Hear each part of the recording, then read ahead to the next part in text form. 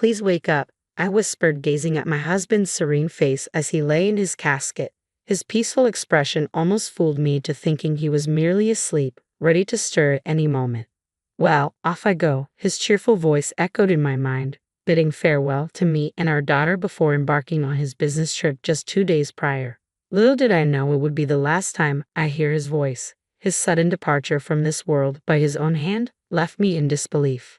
No matter how desperately I called out to him, he remained silent, his once warm presence now as cold as ice. As I struggled to come to terms with the grim reality, something caught my eye, a solitary photograph resting on his chest. It was a family picture, but one I didn't recall placing there. Who could have placed it, and why? Intrigued and unnerved, I picked up the photo, turning it over to find a chilling message scrawled on the back. "Run away now." A shiver ran down my spine as I turned to find my mother-in-law's cold gaze fixed upon me. In that moment, I realized I had unwittingly stumbled into a nightmare from which there was no easy escape. I'm Bella, 32 years old, and my journey through life has been marked by both tragedy and love. Losing both my parents in a car accident while I was still in college left me feeling utterly alone in the world. The weight of grief seemed insurmountable. Fortunately, John, my boyfriend at the time, became my pillar of support. After graduating, we tied the knot, finding solace and happiness in each other's company. Our little family expanded with the arrival of our daughter, Hannah, who brought immeasurable joy into our lives. Our family circle extended to include my mother-in-law and brother-in-law, forming a tight-knit support system. Sadly, the passing of my father-in-law a year ago left a void in our hearts. His sudden demise, attributed to what was initially termed an illness but revealed to be a fatal heart attack, shook us all profoundly. Despite the loss, financial worries never haunted us, thanks to the prosperous business my in-laws managed. Originally, my father-in-law had envisioned his capable and compassionate younger brother taking the reins as CEO. However, fate intervened, claiming him before his plans could materialize. Consequently, the responsibility fell upon my brother-in-law, the eldest son, to lead the family's business legacy forward. Dad wanted me to take over, but I couldn't possibly do that over my older brother. I'll support him. My husband's reverence for his brother ran deep, leading him to gracefully step aside from the CEO position. His respect for family hierarchy was unwavering. My brother-in-law, in turn, displayed a genuine kindness towards me, often engaging in friendly conversations. While our bond blossomed, my interactions with my mother-in-law were marked by a noticeable strain. Initially, my mother-in-law extended warmth towards me, even bonding over cooking sessions, expressing how much she cherished our time together. Her affectionate gestures painted a picture of familial harmony. However, with my father-in-law's passing, a frosty silence enveloped her demeanor. Both my husband and I felt the chill of her withdrawal, her once warm gaze now evading ours. Even our daughter, Hannah, accustomed to adoration as the first grandchild, faced her grandmother's icy reception, met with disapproving glances and curt responses. "She used to be such a sweet person before," my husband lamented, his disappointment palpable. Witnessing his distress, my heart ached with sympathy. "Something seems off about Mom," my husband voiced his concerns, furrowing his brows in deep contemplation. "She's glaring at me as if I'm her enemy. Could she think we're after her assets? Or maybe she's unwell?" Despite his introspection, he couldn't pinpoint a plausible explanation for her sudden change in demeanor. The shift first became apparent during my father-in-law's one-week memorial service. Exhausted from the solemn proceedings, we sought respite at her home. However, our tranquility was shattered when we awoke to find our bag of clothes missing from the room. Could it be a burglary? I pondered aloud, but the selective disappearance of our belongings cast doubt on that theory. As we scoured the house, a plume of smoke billowed from the backyard, drawing our attention.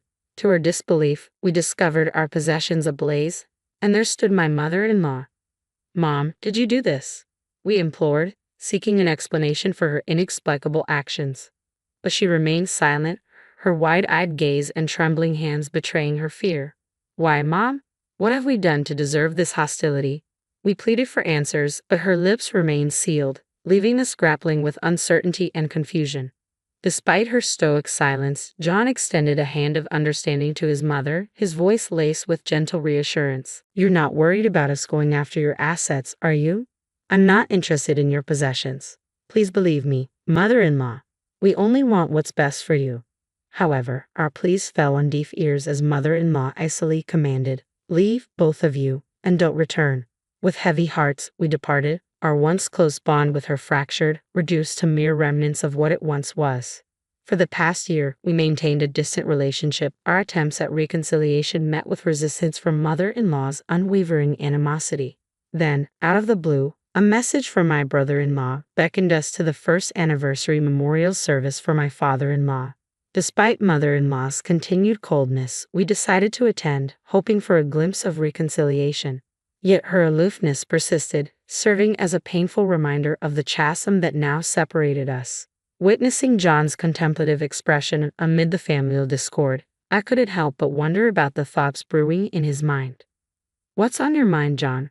Are you concerned about your mother?" I inquired softly, sensing the weight of his thoughts. With a gentle touch, John reassured me, "Don't worry, Bella. If there's anything troubling you, just let me know." His tender gesture, brushing away my worries, brought a sense of calm to my troubled heart. His comforting presence was a balm to my anxieties. A month passed, filled with the familiar routines of family life. As John prepared for another business trip, his cheerful demeanor lifted our spirits. However, his sudden return caught me off guard. With a small charm in hand, he bestowed upon me a gesture of protection. His smile, warm and reassuring, filled me with gratitude for the love we shared. Yet the tranquility was shattered by a harrowing turn of events. The next day brought the shocking news of John's untimely death.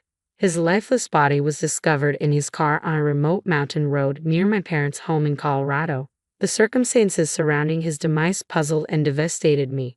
Contrary to his claims of a business trip, there were no scheduled engagements.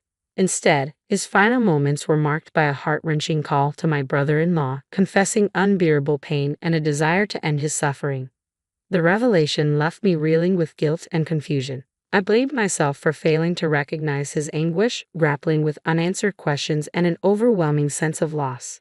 Beside his lifeless form, I felt my strength waning, but my brother-in-law's steadfast support steadied me in the face of despair. "Stay," he urged, his presence a beacon of solace in the darkness of grief. "Bella, stay strong." My brother-in-law's voice wavered with emotion, mirroring the turmoil in my own heart. I wish I had understood John's pain better. Why did this happen? The weight of sorrow bore down on me, compounded by Hannah's tears as she clung to me for solace. Meanwhile, my mother-in-law's stoic glare offered no comfort, her expression devoid of tears. Amidst our collective grief, my brother-in-law and John's colleagues took charge of the funeral arrangements, their somber efficiency a stark contrast to the overwhelming emotions engulfing me. "Please wake up," I whispered to John on the day of his funeral, his serene visage in the casket belying the finality of his passing. It felt as though he could stir from slumber at any moment, if only I called out to him. Tears streamed down my cheeks as I held on him tightly, seeking refuge in his familiar presence. In the midst of my sorrow, a glimmer of curiosity stirred within me as I noticed a lone photograph resting on John's chest. Who had placed it there, and what significance did it hold in this moment of profound loss? Intrigued, I lifted the photograph, only to find John's face marred by ruthless slashes from a cutter. My heart quickened as I read the ominous message scrawled on the back. "Run away now." Questions swirled in my mind. Who was the intended recipient of this chilling warning? As a shiver ran down my spine, I turned to find my mother-in-law's icy stare fixed upon me, her gaze piercing through me with unnerving intensity. Could she be involved? The tension thickened as she hastily looked away upon meeting my gaze, sparking a surge of suspicion within me. Discreetly, I slipped the photograph into the pocket of my dress, determined to unravel the mystery. In the aftermath of the funeral, amidst the quietude that followed, my thoughts kept returning to the cryptic message on the photograph. Though the sender remained elusive, the initials "S" hinted at a possible connection. The only "S" I could think of was Scarlett, my mother-in-law. Doubts gnawed at me, challenging the narrative of John's untimely demise. Desperate for answers, I resolved to confront my mother-in-law, bracing myself for the confrontation ahead. As I stepped into her home, my mother-in-law's demeanor remained as frosty as ever. With my brother-in-law absent at work, it was just the two of us in the solemn silence. "What brings you here all of a sudden?" she inquired, her tone guarded. "I was hoping to uncover some insights into John's passing." Perhaps there's a clue here in his childhood home, I replied, my words tinged with uncertainty. Lacking the courage to confront her directly, I found myself fabricating a reason for my visit. Searching for a distraction, my gaze wandered to the towering bookshelf dominating the living room. A testament to the family's love for literature, it housed not only novels but also encyclopedias and dictionaries. Among them, I spotted a few volumes from John's student days, evoking a wave of nostalgia. Curiosity getting the better of me, I reached for a couple of books, each adorned with a stamped initial indicating ownership. Beside John's J was a small, endearing image of a cuddling cat. The sight warmed my heart, a reminder of his gentle nature that always brought a smile to my face. As I perused the books, I couldn't shake off the palpable weight of my mother-in-law's gaze boring into my back. Amidst the sea of familiar titles, one book stood out, still clad in its cover. As I gingerly opened it, I discovered a tome on poisonous plants, its pages adorned with numerous post-it notes. My heart skipped a beat as I stumbled upon a note detailing the very poison that claimed my husband's life. The book bore a stamp of ownership, a damning piece of evidence that left me reeling. Summoning all my courage, I turned to my mother-in-law, brandishing the book before her. Her stoic facade crumbled as tears streamed down her face. I'm the one responsible. Please forgive me, she choked out amidst sobs.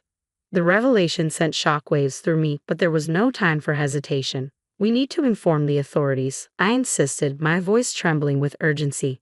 With a heavy heart, I relayed the truth to the police. As I grappled with the gravity of the situation, my brother-in-law arrived home, oblivious to the turmoil that had unfolded. Concern etched upon his features, he questioned the somber atmosphere, his eyes darting between me and my tearful mother-in-law. What's happened? Why is Bella here?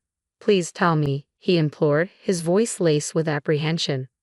I wanted to talk to my mother-in-law about my husband, I stammered, my words faltering as I struggled to find the right way to broach the subject. Understanding washed over my brother-in-law's face as he listened.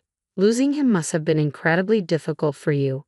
Are you feeling any better now, Bella? He inquired gently, his concern palpable.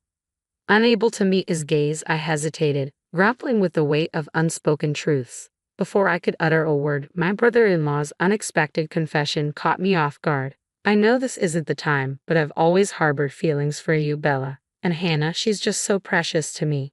Would you ever consider giving us a chance, starting anew? His words hung in the air, surprising me with their sincerity. I never imagined my brother-in-law harboring such feelings. Thank you, but I can't even fathom such thoughts right now, I replied, my voice tinged with gratitude and regret. Understanding flickered in his eyes as he accepted my response. Awkwardly scratching his head, he took the photograph from my outstretched hand. I'm sorry, he murmured, his gaze falling upon the image of my husband's battered face and the ominous message scrawled on its reverse. As the reality of the photograph's contents sank in, my brother-in-law's complexion paled, a gasp escaping his lips. This was inside John's coffin. Who could have done such a thing? His shock mirrored my own as we grappled with the sinister implications of the discovery. It's possible that someone at the funeral knows what happened to John, I mused aloud, the pieces of the puzzle slowly coming together in my mind. Wait a moment. John took his own life, so there's no perpetrator to speak of, I reasoned, trying to quell the rising unease. However, my brother-in-law appeared perplexed, his agitation palpable as he shifted uneasily. But in my dreams, John's voice echoes, accusing someone of betrayal and expressing hatred. I divulged, watching as his eyes widened in shock, his features contorting with alarm as if confronted with a horrifying revelation. And I found this, I continued, retrieving the damning evidence from the living room bookshelf.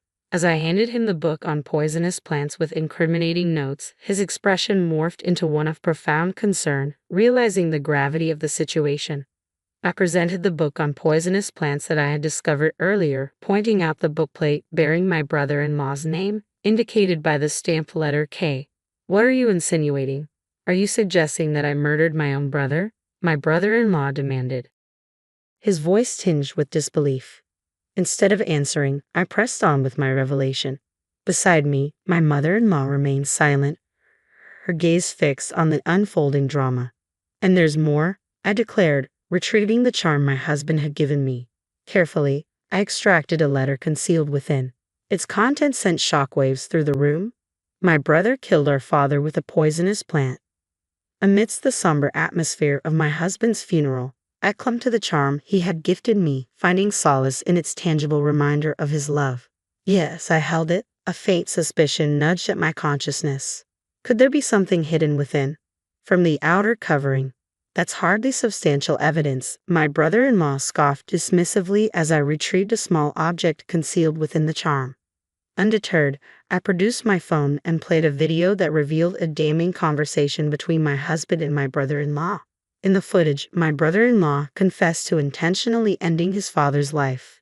He assured my husband that he harbored no ill intent toward our family and vowed to turn himself in to the authorities. It was a shocking revelation that left me reeling with a mixture of regret and fury. My husband, in an act of foresight, had clandestinely recorded the conversation by setting up a camera in their parents' house, a fact detailed in the accompanying letter. As I absorbed the gravity of the situation, my heart burned with a potent blend of emotions. You admitted your crime to my husband, then urged him to turn you in, only to take his life with the same poisonous plant, didn't you? I confronted my brother-in-law, the weight of betrayal heavy in my voice.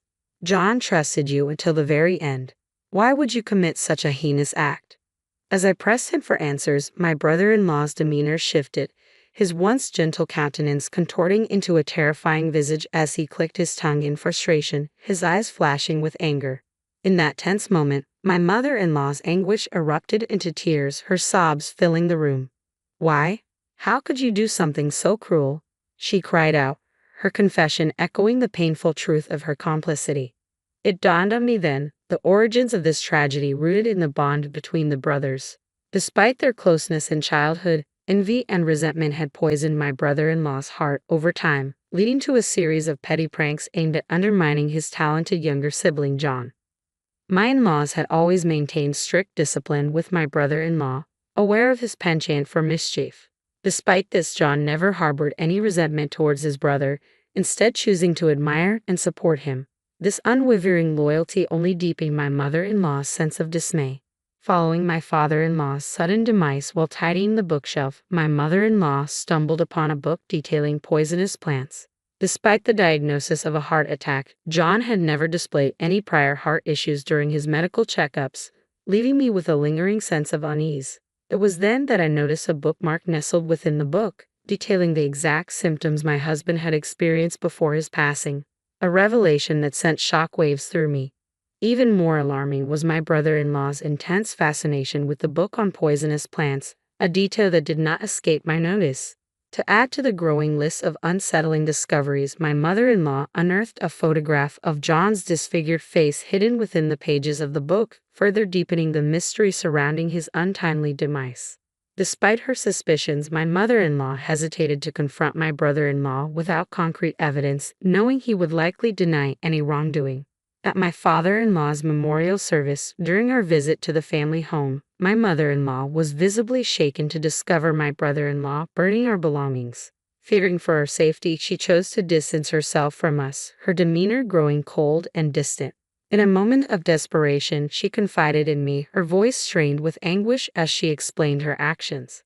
Her face etched with worry lines, I struggled to find the right words to comfort her.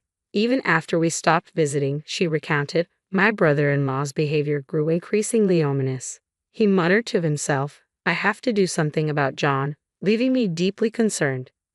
I recounted how I had tried to warn my husband at his first memorial, using the photo phone in the book about poisonous plants as a covert means of communication. I had also whispered to John about the possibility that his brother Ken may have been responsible for their father's death. Unfortunately, it seemed our attempt to warn my husband had backfired. If he hadn't been aware, he might not have confronted my brother-in-law, and perhaps things wouldn't have escalated to this extent.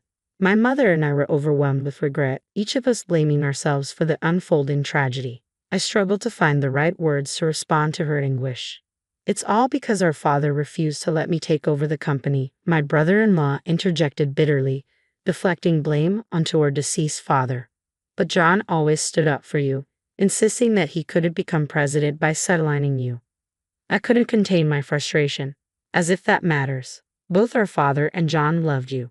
There was no need for you to resort to such drastic measures. What's the point now? I exclaimed, my voice tinged with a mixture of anger and despair. Defiantly, my brother-in-law dismissed our accusations with a chilling expression. Blame the parents who favored my younger brother and the facade of the good son John. It's all your fault, he retorted, his words sending shivers down my spine. You've taken away my beloved husband. I'll never forgive you. I seethed, my anger boiling over at my brother-in-law's callous actions. Shut up. If you hadn't interfered, you could have been my wife, he spat back venomously, his words dripping with malice. Suddenly, he lunged at me with a knife he had concealed, the glint of metal sending a chill down my spine. Panicked, I screamed for help and attempted to flee, but he was relentless, swiftly closing the distance between us. With nowhere left to run, I found myself cornered, facing the sharp edge of the blade. Instinctively, I shut my eyes, racing for the worst. Then, a resounding thud echoed through the room as someone intervened to shield me from harm. To my astonishment, it was my mother-in-law. Mother-in-law, are you hurt? I gasped, seeing her grimace as blood trickled from her injured arm. Ken, please stop this madness. Turn yourself in, she pleaded, her voice trembling with urgency. Shut up, both of you. You're the ones who need to disappear, my brother-in-law snarled, his rage unabated. Why would you go to such lengths, especially now that you've achieved your dream of becoming CEO? I implored, struggling to understand his motives amidst the chaos. I need money, my brother-in-law confessed, his desperation palpable. Despite assuming control of the company, he lacked the business acumen to manage it, burdening himself with mounting debts within a year. In a desperate bid to alleviate his financial woes, he resorted to taking out a hefty life insurance policy on my husband, his younger brother. It's amusing, really. John believed my lies so easily, even when I pretended to confess, my brother-in-law chuckled bitterly, his laughter tinged with malice. I recoiled in disgust at his callous demeanor, but even in his deceit, he remained cautious, ensuring that John didn't consume the drink he had offered. A toast to our farewell, he sneered, his suspicions of poisonous herbs evident. Yet he did shake John's hand, unwittingly transferring traces of the lethal substance. John had a habit of licking his fingers, you know? So it's no surprise the poison began to take effect during the car ride home, my brother-in-law boasted, his voice filled with a twisted sense of triumph as he brandished a knife before us. Despite everything, my husband still wanted to save you. Why couldn't you understand his compassion? I exclaimed, frustration seeping into my voice. Blame my parents for favoring John over me, my brother-in-law retorted defiantly, deflecting responsibility onto others. As tension reached its peak, the arrival of the police brought an end to the harrowing ordeal. Despite their intervention, my brother-in-law continued to struggle until the very end. My brother-in-law's desperate pleas fell on deaf ears as he gasped and finally succumbed to the authorities, his tumultuous outbursts quelled. Thankfully, my mother-in-law's injury proved to be minor, and she was quickly on the path to recovery. As my brother-in-law was escorted away by the police, it became clear that he harbored no remorse for his actions, leaving little doubt that he would face a lengthy sentence behind bars. With him out of our lives, I found solace in the comfort of my mother-in-law's embrace. Returning to her former self, my mother-in-law showered affection upon my daughter Hannah and me. Together, we forged a sense of familial harmony, finding happiness in each other's company. And as I revisited the letter concealed within the charm my husband had given me, its heartfelt message served as a poignant reminder of his enduring love. Bella, you are my treasure. I love you always. Embracing my husband's enduring affection, I resolved to carry on, finding strength in his unwavering love and the bond shared between us.